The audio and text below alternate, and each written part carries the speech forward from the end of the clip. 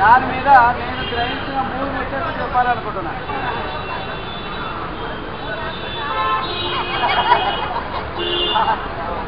చాలా వ్యక్తున్నదా అంటే మొన్న తిన్నారులో ఆయన చెప్పి ఆనతో చెప్పిండు. ఏం చెప్పిండంటే దూరం లేని బర్రెనంటే పుడుకల వదిలిందట. దూరం లేని బర్రె పుడుకల వదిలిందట. అంటే వాళ్ళు 6వ 7వ తారీఖు మీటింగ్ పెట్టుకున్నారు. ఆ పోస్టర్ మీద ఏమున్నదంటే చలో హైదరాబాద్ అని ఒకటి ఉన్నది, తర్వాత ఇంకా సేవ్ హైదరాబాద్ అని, ఆ సేవ్ ఆంధ్రప్రదేశ్ అని ఇంకొక మాట ఉన్నది. 3వ మాట ఏమున్నదంటే అవగాహన సదస్సు అని ఉన్నది. అందరూ చూసింది అనుకుంటా.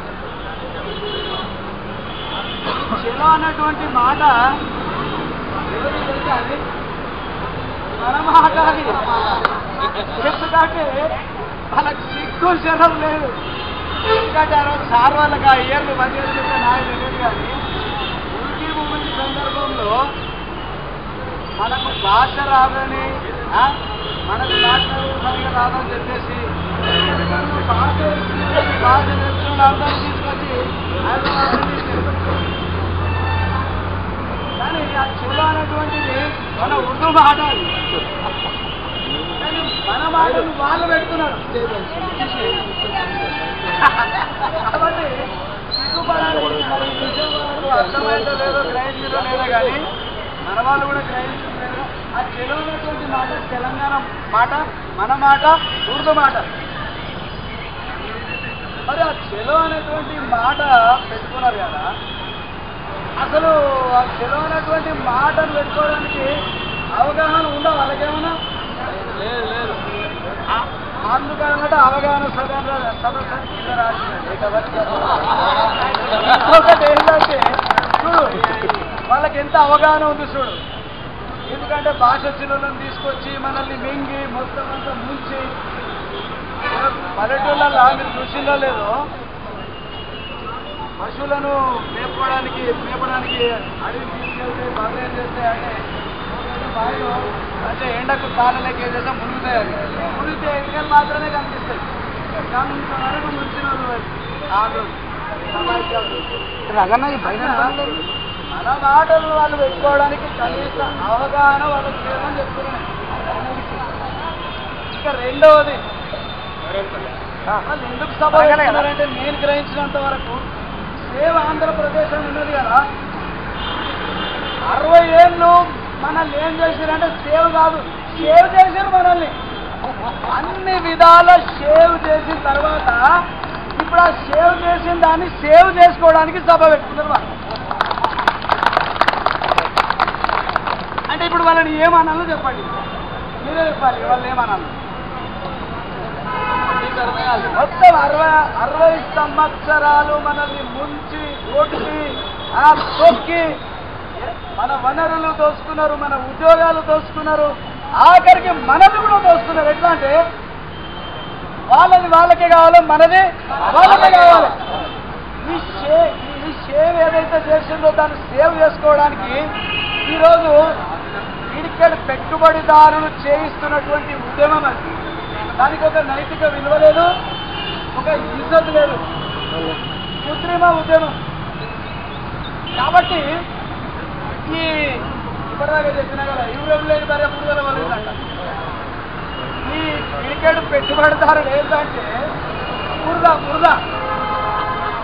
మన ఉద్యోగస్తులు, మన ఎంప్లాయీస్, మన ఆంధ్ర ఎంప్లాయీస్, మన సోదరులు ఏం చేస్తున్నారంటే, మన సోదరి మనలు అవగాహన లేకుండా వాళ్ళు చేపిస్తున్నట్టు, వాళ్ళు ఆడినట్టు ఆడుతున్నారు. అంటే దాని అర్థం ఏంటి? ఈ యూరోప్ లేని మరి ఏం చేస్తుంటే బురదలు కొడుతున్నారు. అది నేను చెప్పగలుగుతున్నాను.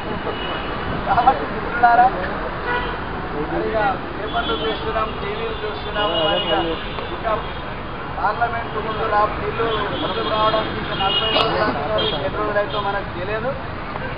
కానీ బిల్లు వచ్చేంత వరకు మనం అప్రమత్తంగా ఉండాల్సినటువంటి అవసరత ఎంతైనా మనం అప్రమత్తం లేకపోయినా మన సార్ వాళ్ళు మనల్ని అప్రమత్తం చేస్తూనే ఉన్నారు. కాబట్టి నేను ఇంకొక విషయం మీతో షేర్ చేసుకోవాలనుకున్నాను. 2009లో ఈ ఉద్యమం అనేది స్టార్ట్ అయింది. అప్పుడు మన సోదరి మనకు చాలా తక్కువ వచ్చేవాళ్ళు. నాకు ఇప్పుడు ఎంత సంతోషం అవుతుందంటే మొత్తం అందరూ వస్తే చాలా సంతోషం అవుతుంది. ఆ విషయం చెప్తున్నాను. అయితే ఎవరు వచ్చినా రాకపోయినా ఇద్దరు వచ్చేవాళ్ళు. ఒక షేక్ బందకి, ఒక ఐలమ్మ, డాకల్ ఐలమ్మ మాత్రం ఇద్దరు వచ్చేవాళ్ళు. ఎవరంటే ట్రాన్స్కో నుండి వసంతమ్మ, చెనుకో నుండి రామలమ్మ.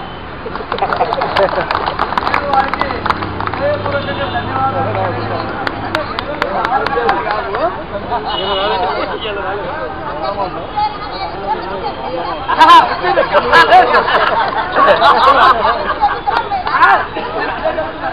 కాదు మామూలుగా వాళ్ళైతే వాళ్ళు వచ్చి ఆఖరి వాళ్ళు వెళ్ళిపోయేవాళ్ళు. నేను ఏమనుకోను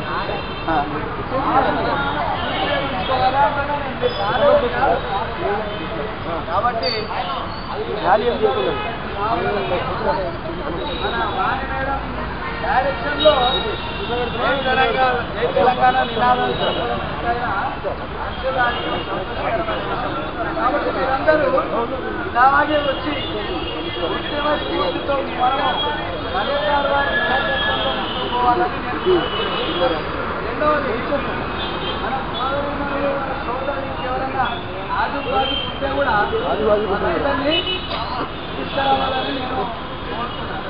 ఎందుకంటే ఒకరినొకరు మనము తిరిగిపోల్చుకుంటే ఎంకరేజ్ చేసుకుంటేనే బాగుంటుంది అనేటువంటి విషయాన్ని నేను చెప్తున్నాను. కాబట్టి ఇదే రీతిగా మనం అందరం కలిసి ముందుకు పోతే తెలంగాణను మనము తప్పకుండా సాధించుకున్నాం. కానీ ఇక సాధించుకుంటాం. జై తెలంగాణ. జోహార్ తెలంగాణ అమర వీరులకు, జోహార్ తెలంగాణ అమర వీరులకు.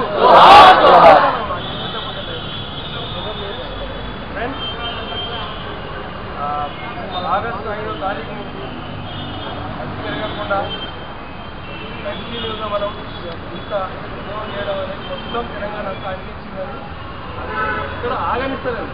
ఆగుదాం అనుకుంటే కూడా మనకి ఉద్యోగం మనం కూడా పెడుతున్నారు. కొంత మీటింగ్ కూడా చెప్తున్నారు, ఇంకొన్ని రోజులు చేద్దామా, ఇంకొన్ని రోజులు చేద్దామా, వాళ్ళు ఇట్లా చెప్తున్నారు. అదే ఇది సోదరా లేకపోతే వరంగల్ పెట్టిస్తున్నారట మనం. వాళ్ళు ఇన్ని రోజులు చేస్తున్నారు, రోజు రోజు పెరుగుతున్నది వాళ్ళ సంఖ్య. మనకంటే మహిళలు దగ్గర దగ్గర 100-200 మంది రోజు వస్తున్నారు.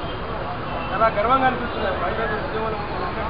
తెలంగాణ సాయుధ పోరాటంలో కూడా మహిళలు చాలా మంది ఉంటారు. ఎందుకంటే రేపటి అకేషన్కి దానికి చాలా సంబంధం ఉంది. రేపు 17 సెప్టెంబర్ అంటే హైదరాబాద్ సంస్థానం రాజ్యం, అది ఒక రకంగా అది మన భారతదేశంలో విలీనమైన రోజు. దాన్ని ప్రతి సంవత్సరం మనం విలీన దినంగా జరుపుకుంటున్నాం. రేపు కూడా మనం మిడ్ కాంపౌండ్లో తెలంగాణ జరుగుతుంది. అక్కడ మన తెలంగాణ జెండా, జాతీయ జెండా ఎగిరేసుకొని జరుపుకుంటాం. 11 గంటల ప్రోగ్రామ్ కూడా పెట్టి 1 గంటల వంట కార్యక్రమం కూడా ఉంది, భోజనాలు కూడా ఉంటాయి. కరెక్ట్గా 10:30కు 11 గంటలకు వచ్చిన కూడా ఎవరైనా ఉంటే దయచేసి రేపు 10:30కే రండి. ఎందుకంటే 10:30కు వచ్చి సంతకం పెట్టి ఇంటికి వస్తే ఈ నుంచి ట్రాన్స్పోర్టేషన్ కూడా కొంతమంది అరేంజ్మెంట్, ముఖ్యంగా మహిళలకు మిగతాలకి అందరికీ బండ్లు ఉంటాయి కాబట్టి ప్రాబ్లం లేదు. 11 గంటలకు అక్కడ 11 గంటలకు అక్కడ ఉండాలి. 10 గంటలకు కార్యక్రమం అయిపోతుంది. 1:30 భోజనాలు మనకు మన హరీష్ రావు గారు వస్తున్నారు, కోదండ రామ్ గారు వస్తున్నారు, అల్లం నారాయణ గారు, ఇంకా మిగతా తెలంగాణ 11 గంటలకు ఖచ్చితంగా ప్లాన్ చేస్తారు. 10:30 కాకుండా 10 గంటలు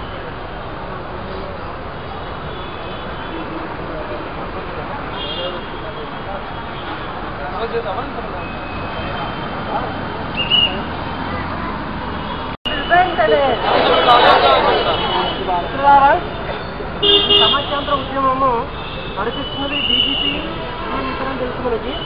అయితే సీఎం సమైక్యాంధ్ర ఉద్యమము ఎప్పటివరకు కొనసాగిస్తుందంటే ఆయనకు ఒక హామీ రావాలట. ఏమి హామీ రావాలంటే సీఎం తననే కొనసాగించేంత వరకు తన ఉద్యమం కొనసాగిస్తుందని తను చెప్పినట్టు హైకమాండ్ దగ్గర. హైకమాండ్ ఇదే కాదు, ఏపీకి నువ్వు పనికి రావు, నువ్వు సీమాకి ఏమనుకొస్తావని చెప్పినట్టు వాళ్ళు. సో అది ఆ మాట ఇచ్చేంత వరకు తను సమైక్యాంధ్ర ఉద్యమం అలాగే కొనసాగిస్తున్నట్టు. ఇంకోటి ఏంటంటే